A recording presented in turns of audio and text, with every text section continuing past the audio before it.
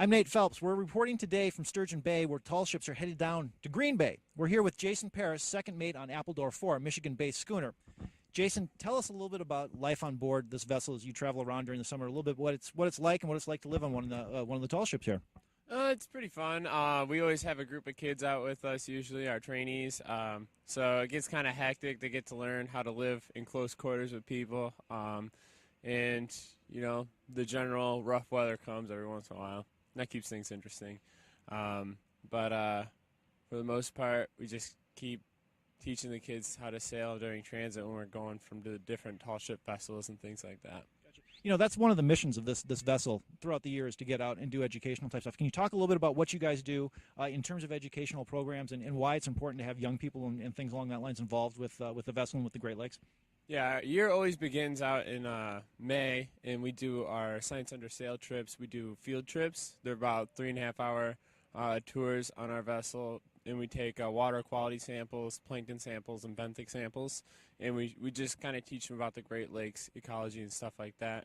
And then once we get further into the summer, we kind of do our sail training program, which is called When We're Bound, and they come on for at least a week at a time, come and learn how to live on the ship and how to work on the boat. And then now, at the end of the summer, we're kind of colliding both those programs, and we're kind of doing a Science When We're Bound program. And Jason, for you, I mean, when you look back, I think you've mentioned you've done this seven years out here. What was the biggest adjustment for you to life on board, a vessel like this? I mean, was there any one thing in particular that was that took a little time to get used to, or that you see a lot of people, working to have to get over that hump? I mean, when you get on board, you're kind of already guessing it's going to be really tight quarters, so you really adjust really quickly. I can't really pick out one thing that it took me a while to get used to. Probably the rocking, and when you're on a good wind tack, the whole boat's at an angle, so you got to just adjust walking around and stuff. Gotcha. You've obviously kept coming back. What's the attraction for you of working on a schooner like this? What keeps you coming back year after year? A couple things. I love teaching the children. I love to see them learn and see how much they expand within a week and how much they learn in sailing, as well as I just love the sailing. It's awesome. Yeah. What's it like traveling around the Great Lakes? What are you hearing from people when you stop? At Sturgeon Bay like this, there's a good number of people this morning. You'll be in Green Bay the weekend. They're talking 60,000 people potentially coming through. What do you hear a lot of, and what's kind of your number one goal on the port stops to kind of educate or inform people? Really, we do a lot of public sales, so we give them the experience of coming out on the vessel and kind of helping us out a little bit, kind of give them a taste of what a crew member would be on the boat. So we're just kind of showing people that we are here, and we're trying to sell our programs because it's a really great opportunity for kids. I mean, I really had a great time when I was 14. I kept coming back, right? So, yeah.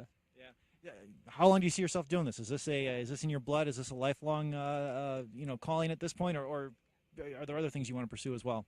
Well, I mean, I would love to do it all my life, but I don't know if that's practical. But I hopefully will have my captain's license by the end of winter, and I'm going to Saginaw Valley State University in Saginaw, Michigan, to study psychology right now, and hopefully go to grad school and be a psychiatrist.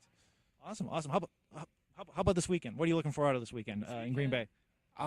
Green Bay. I've only been there once, so I think it's gonna be pretty cool getting there on the water and stuff, and getting to do all the public sales and meeting all those new people. Well, great. Well, cool. Well, Jason, thanks. For Press Gazette Media, I'm Nate Phelps. We're in Sturgeon Bay today.